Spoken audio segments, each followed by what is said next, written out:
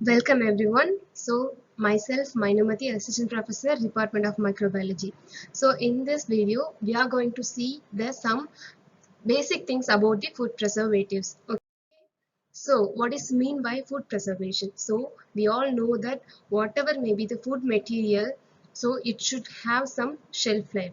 So when we are using the simple things in the food preparation, it doesn't need any preservations because we are routinely using the food for the consumption of the routine. So while we are in the need of to get a food for the increased days or increased duration. So for that we need the preservation, which means we are increasing the shelf life of the food material by adding some additives or some other chemical substances. So that preservation is called preserving the food using the chemicals. So in this food preservation, so we can know that a process by which certain food and vegetables are prevented from getting spoiled for a long period of time. So we are postponing the duration of the spoilage of the food by adding some chemical substances or other ingredients which can be used for the preservation purpose. So the color, taste and nutritive value of food have to be prevented from getting spoiled. So when we adding a preservative, the role of the preservative should be protect the food material from the loss of color, taste and nutritive value of the food. Okay, so we have to ensure that there should not be any change in color or taste. So while we are adding any chemical substances or any other preservative, it shouldn't affect the chemical properties or it shouldn't affect the color and taste of the food material.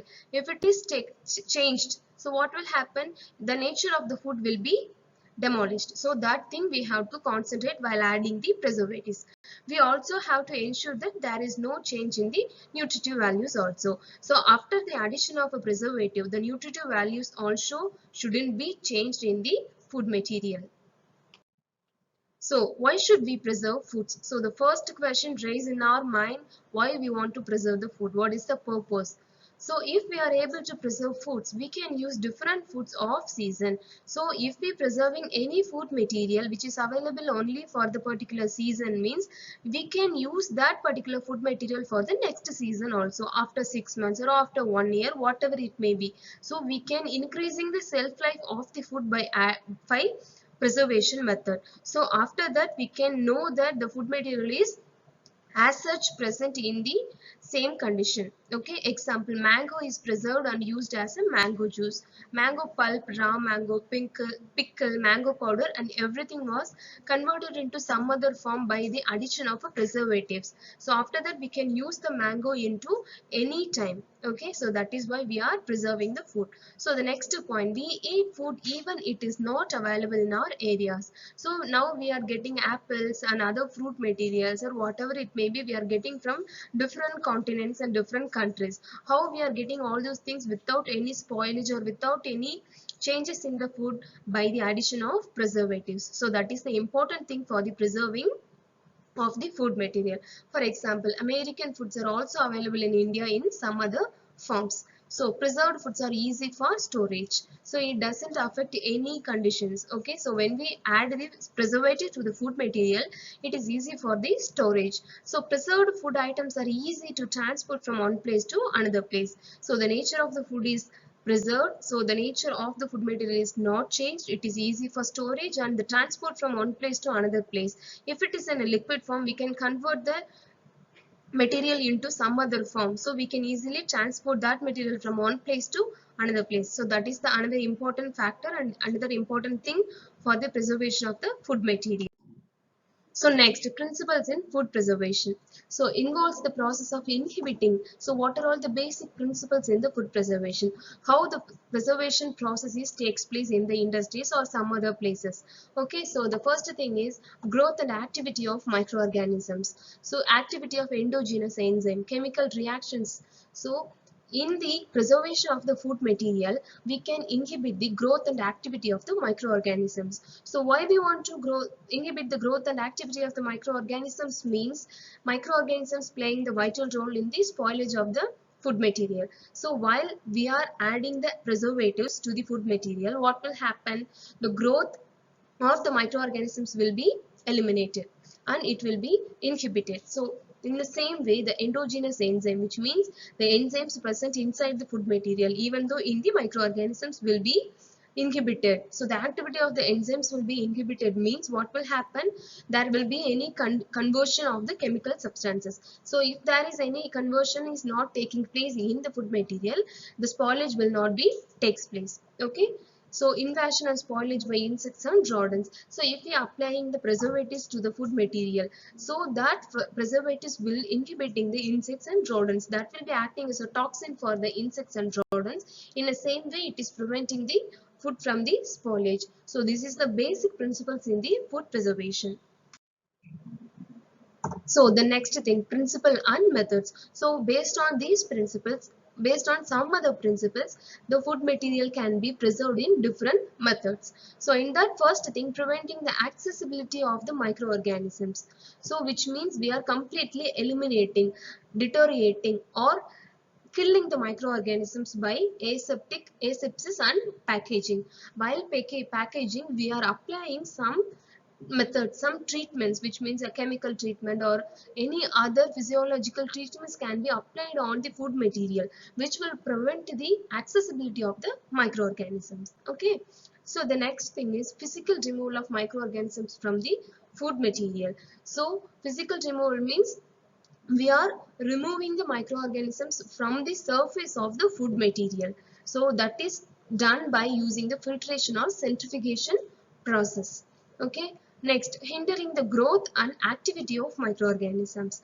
So we are hindering the growth and activity of the microorganisms by adding preservatives. After adding the preservative, the growth and activity of the microorganisms will be prevented. So this is another one method in the preservation of the food material. Next, killing the microorganisms. While we are applying high temperature and ionizing radiation, this will completely eliminating the microorganisms present in the food material. Okay, so the next is inactivation of endogenous enzyme. So while we are thinking about the enzymes, those are all playing a vital role in the inactivation of the microorganisms, because the enzymes are responsible for the all the chemical reactions and conversions in the microorganisms, which is utilized by the food material. Okay, so in that we can know that the inactivation of endogenous enzyme is done by applying moderate heating. While we are increasing the heat, the denaturation of the enzymes will take place. So this is inactivating the enzymes activity also. So that is why we are adding moderate heat for the food material to eliminate this endogenous enzymes. Next, inhibition of the chemical reactions. So by adding chemical additives or substances, the chemical reactions will be inhibited. So this is important process. While we are adding the chemical substances to the food material, we should concentrate on the limit of the chemical should be added to any food material. Okay. So the next thing, packaging of food. So the protective covering in natural food such as skins on fruits, on vegetables, shells on eggs, and nuts on skin membranes or livestock and fish prevent the attack by microorganisms. Okay. So simply in the basic, in nature, all the food material which is derived from plant or vegetables or whatever it may be, it is naturally having a covering layer that is covering the food material, preventing the attack by the microorganisms and maintaining the food material from the spoilage and maintaining its healthy condition. So in the same way, microbial attack is only facilitated only after death of the animal or when the skin is physically damaged. So when the physical damages takes place in the food material, in that condition only the microbial attack will takes place, because it have the opening to enter inside the food material. Why it want to infect the food material? Because it need food for its survival. So if there is any conditions present in the organisms, for that purpose it is utilizing the available nutrients present in its environment. In that condition only it is entering inside the food material. So packaging of foods and food products in a variety of materials such as metal cans, plastic films, pouches, bags or boxes, papers bags or cartons and glasses. So we have a different variety of packaging of food materials and food products. So we are drinking the food, drinking the juices in the plastic films or plastic cans, metal cans, bags, boxes. So based on the food material, if it is a vegetable, we can pack it into a boxes. We can pack it into thin plastic films. So if it is a juice or if it is a liquid material, we can use the metal cans or plastic bottles or glasses, whatever it may be. So based on the food material, the packaging will also takes place. Okay, so bottles provided effective protection against microbial attack. When we use the plastic bottles, it will completely providing the protection for the food material from the microbial attack, because it doesn't have any opening for the entry of microorganisms. Completely air will not be enter inside the food material because we are tightly packed it. So that is why it is highly effective for the uh, preservation of the food material. So next, how we are physically removing the microorganisms from the food material. So filtration or centrifugation is adapted to physically remove microorganisms, particularly in liquid food such as milk, soft drinks, fruit juices, alcoholic beverages and other things. So physical removal means we are physically, which means we are not adding any chemical substances. Using simple methods like filtration and centrifugation, we are removing the microorganisms from the liquid food. Liquid food means we know that what are all the liquid foods we are using in our routine life. It is milk or soft drinks, fruit juices, whatever it may be. We are simply using simple methods for the removal of the microorganisms. So that is called physical removal of the microorganisms from the food material. So next thing, hindering the growth and activity of the microorganisms. So certain chemicals, sodium benzoate and potassium metabisulfite may be used to remove the microorganisms or prevent the growth of the microorganisms. As an excess of any of them may result in poisoning. So already I have told that while adding the chemical substances for the preservation of the organism, we should have a concentration level. Okay, we should maintain a concentration level. How much we supposed to add the chemical substances for the prevention, so or the preservation. So if it is excessing, what will happen? It will be result in the poisoning, which means it will affect the food material's nature also, and it is causing the disease or any illness to the human being, those are consuming the food material. So while we are adding the chemical substances, we should concentrate on the limit and level of the chemical substance.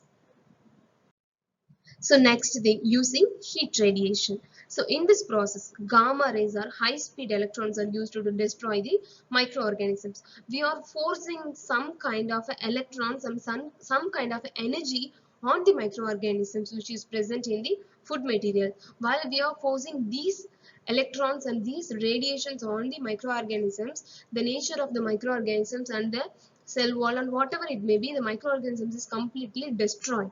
So the radiation is an important thing in the preservation of the food material. So both types of radiation are termed as a ionized radiation. We are using ionized rays for the removal of the microorganisms. Okay, so this topic will be dealt with in detail under methods of food preservation. While we are detailedly knowing that methods of food preservation, we can use the heat radiation method for the study. So in industry, they mix all these methods together for the effective results. So we are getting different kind of a products from an industry. Okay, while we are entering into a supermarket or while we are entering into any shop near to us, we can getting many products in a packaged form. Okay, it doesn't have any spoilage. It is seems like it is freshly prepared. How it is appearing like that? By the addition of the chemical substances, addition of the preservatives, addition of different kind of methods for the removal of microorganisms to increase the shelf life of the food products. So this is the one type of food dryer. Dryer means we can know that it is completely removing the moisture from the food material. So this is one kind of a dryer which is used in the industries for the drying of food material. So next, this is heat radiation. So we can know that here we have the baked bun which is treated under the radiation. So we are applying the radiation on the surface of the food material, which is preventing the and which is inhibiting the microorganisms from the food material. So this is a heat air dryer. While we are drying, we are applying a vacuum, we are also adding the heat for the additional and extra removal of the microorganisms. Whatever may be the microorganisms present in that food material will be completely eliminated by the heat and air condition. So we are applying two different type of the conditions for the food material, okay, to the removal of microorganisms. So next, this is another one type of a dryer which is used in the industries for the large scale production. Okay, producing more amount of biscuits, more amount of other chocos, cookies, whatever it may be. We are using these kind of instruments for this removal of microorganisms. So in this video, we have seen that what is the important things for the preservation, what are all the methods used in the industries and some other small scale industries for the preservation of the food material. Okay, in that we know that what are all the methods used for the food preservation, what are all the chemicals can be used, in which limit it should be added, and what are all the methods followed by the industries for the preservation of the food, and why we should preserve the food, what is the importance in the preservation of the food material. Everything we have seen in this video.